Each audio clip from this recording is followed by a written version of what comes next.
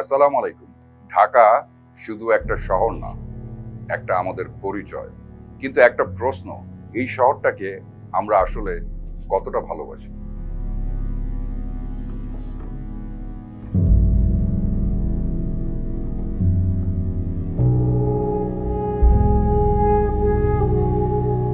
আমাদের দেশে উন্নয়নের কথা হয়, বড় বড় প্রজেক্টের কথা হয়। কিন্তু বিউটিফিকেশন এই শব্দটা যেন কারো এজেন্ডাতেই নেই। কেন নেই?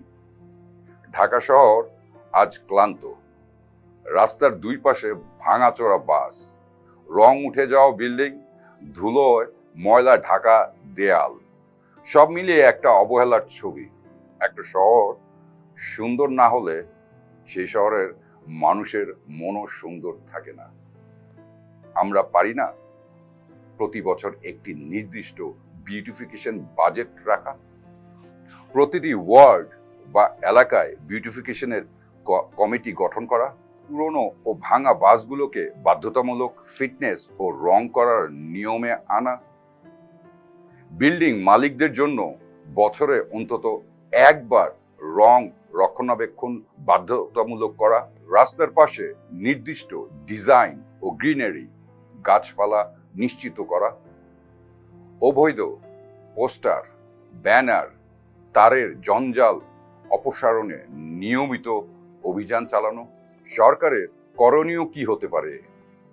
সিটি কর্পোরেশন আওতায় আলাদা উরবান বিউটিফিকেশন ইউনিট গঠন করা, বার্ষিক বাজেট নির্দিষ্ট শতাংশ বিউটিফিকেশনের জন্য বরাদ্দ, পাবলিক প্রাইভেট পার্টনারশিপ পিপিপি এর মাধ্যমে বড় রাস্তা ও গুরুত্বপূর্ণ এলাকাগুলো সাজানো, ট্রান্সপোর্ট সেক্টরে রেগুলেশন, ফিটনেস, রং স্ট্যান্ডার্ড, ডিজাইন বাধ্যতামূলক করা, বিল্ডিং মেইনটেনেন্স আইন বাস্তবায়ন, নাগরিকের সচেতন campaign, clean and beautiful city উদ্যোগ।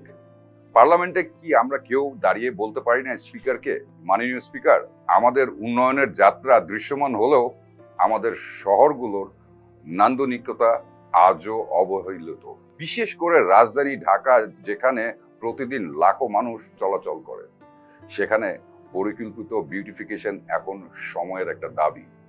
আমি প্রস্তাব করছি একটি জাতীয় পর্যায়ে উরবান বিউটিফিকেশন পলিসি প্রণয়ন করা হোক, যেখানে সিটি কর্পোরেশন, পরিবহন খাত এবং বেসরকারি খাতের সমন্বয়ে একটি টেকসই কাঠামো গড়ে তোলা হবে।